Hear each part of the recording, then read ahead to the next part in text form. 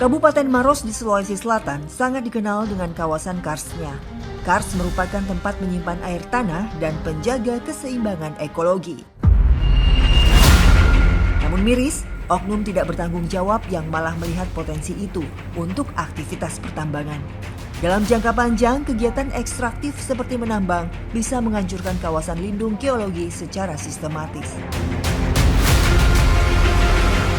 Selain kars, potensi pertambangan juga dilakukan terhadap batu marmer. Di tempat saya berpijak saat ini merupakan lokasi eks tambang marmer yang kini sudah terbengkalai dan sangat merusak alam. Ini salah satu area bekas aktivitas pertambangan marmer. Dan di Kabupaten Maros ini cukup banyak ya Bang ya yang seperti ini ditinggalkan begitu saja. Mereka mengambil batunya di bawah permukaan.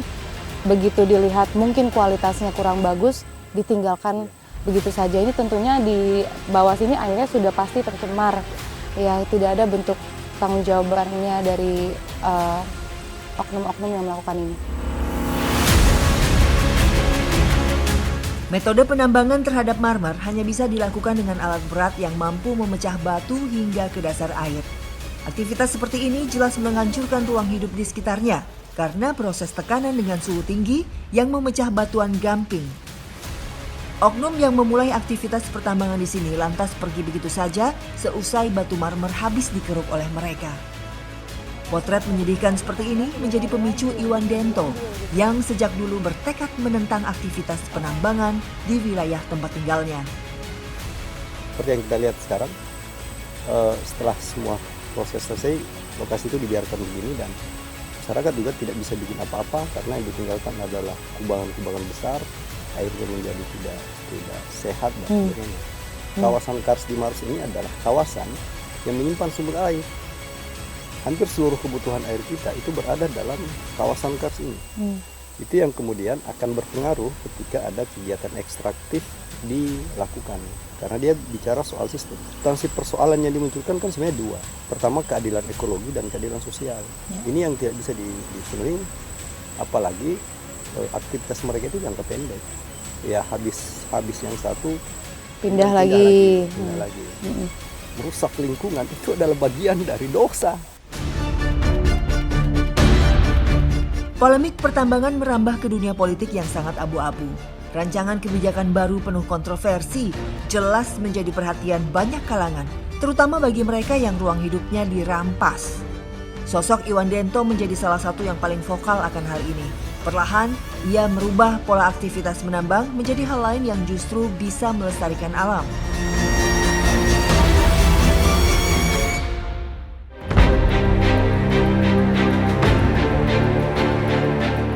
Pada 2009 silam, Dusun Ramang-Ramang di Kabupaten Maros diwacanakan menjadi lokasi pemusatan area tambang kars.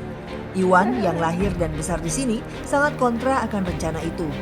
Ia berinisiasi mengajak masyarakat setempat beralih meraup penghasilan dari menambang menjadi pelaku wisata.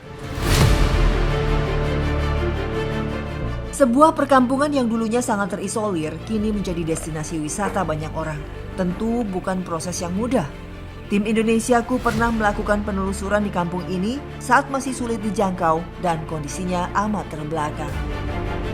10 tahun lebih terlampaui, Kampung Berua kini justru memiliki daya tarik tersendiri bagi wisatawan lokal bahkan mancanegara. Meski tetap tak ada akses darat yang memadai, justru hal itu yang menjadi pembeda. Saya mau menuju Kampung Berua dan tiba-tiba di dalam perahu ada bule di sini sudah bersama dengan pemandunya. Jadi kami bareng-bareng saja sekalian untuk ke sana. Sungai yang asri diiringi panorama indah menjadi suguhan perjalanan kami. Hal ini menjadi bukti bahwa kawasan kars bisa tetap lestari dan alami. Tiba di Kampung Berua, tak sedikit warga asing yang berkunjung. Kebanyakan dari mereka datang karena penasaran akan cerita di balik alam ramang-ramang yang memukau. Mereka tak menyangka tempat menakjubkan seperti ini hampir dijadikan area pertambangan. So Mr. Vincent, where are you from? saya dari Prancis, saya tinggal di Paris. Oke. Kami baru datang 3 hari yang lalu 3 hari, oh oke. untuk liburan. Untuk liburan datang ke sini. Oke, terus tahu Maros, Ramang-Ramang ini dari mana? Ya, saya sudah lama saya suka jalan-jalan di Makassar, di Iya. Sulawesi, Oh, oke. Pantimurung banyak kali. Oke, udah explore ya. Iya, betul. Oke, so what do you think about Ramang-Ramang? Saya suka sekali itu tempat natural dan segar. Kunjungan wisatawan amat berdampak terhadap kehidupan warga di sekitar. Tak sedikit dari mereka yang beralih membuka penginapan hingga menjadi pemandu wisata.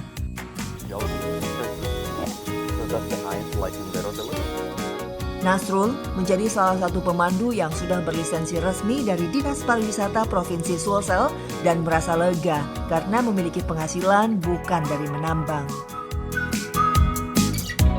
Akhirnya mulai nih datang nih wisatawan mancanegara ke sini. Nah itu Bang Nasrul sendiri sebagai penduduk lokal ya, asli sini, itu bagaimana belajar bahasa gitu. Sekarang bisa berapa bahasa? Sekarang ini kami fokusnya di bahasa Inggris, belajar bahasa Prancis juga sama bahasa Belanda. Belajar bahasanya dari mana? Kami otodidak, lebih banyak kami belajar otodidak, learning by doing. Belajar dengan karena berkomunikasi sama mereka. dengan turis, ya. Oh oke. Perubahan yang dirasakan warga amat terasa signifikan. Tak terkecuali bagi Marta, warga asli Kampung Berua yang sudah mengalami perubahan kondisi ekonomi ke arah yang lebih baik. Namun baginya, akses jalur darat juga diperlukan agar mobilitas warga tidak terbatas. Tapi kalau memang untuk warga di Berua ini, memang lewat sini aja, lewat apa? Sungai aja. Iya, lewat itu aja. Oh lewat itu aja, nggak ada jalan lain selain sungai? Ada cuma susah. Oh Naik gitu. turun bukit. Bentuk perubahan lain juga terasa pada sektor pendidikan. Berbeda dengan kondisi anak-anak yang putus sekolah di desa Bontosomba, anak-anak usia sekolah di desa Salendrang justru mendapat dampak berarti dengan kehadiran turis asing. Merin, wisatawan asal Prancis ini mengisi eksplorasinya ke Ramang-Ramang diselingi menjadi relawan untuk mengajar anak-anak. Ini salah satu keuntungan dari desa yang sekarang berubah arahnya menjadi desa wisata, mendatangkan wisatawan dari mancanegara yang akhirnya membuat anak-anak bisa belajar dengan mereka yang mau menjadi volunteer. Belajar bahasa Inggris, belajar untuk tidak minder dengan datangnya orang-orang dari luar. Dan seperti inilah kondisinya. Bayangkan kalau tadinya desa ini dijadikan tempat penambangan, pastinya kita tidak akan melihat pemandangan seperti hari ini. Bermacam dampak ke arah lebih baik terjadi di sebuah permukiman yang hampir dirusak alamnya karena ulah tangan manusia.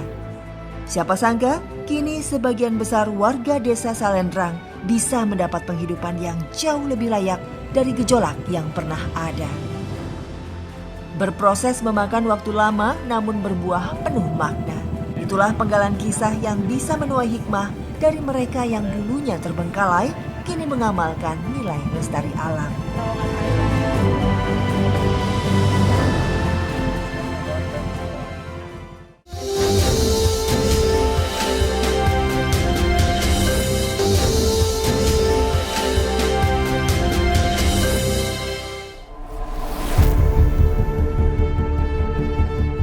Bermacam polemik kehidupan di Tanah Bugis Maros, Sulawesi Selatan berpengaruh terhadap salah satu aspek penting yakni pendidikan.